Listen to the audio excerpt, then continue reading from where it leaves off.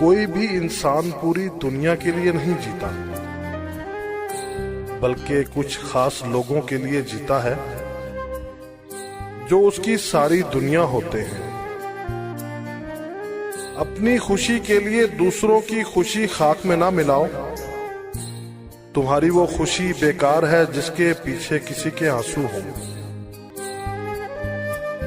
गुलाब की उन पत्तियों की तरह बनो जो अपने मसलने वाले के हाथों में भी खुशबू देती है।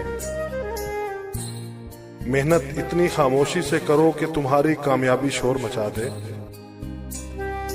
और अच्छा इंसान वो है जो किसी का दिया हुआ दुख तो भुला दे, लेकिन किसी की दी हुई मोहब्बत कभी ना भुलाए। कायनात की सबसे महंगी चीज एहसास है जो दुनिया के हर इंसान के पास नहीं होती।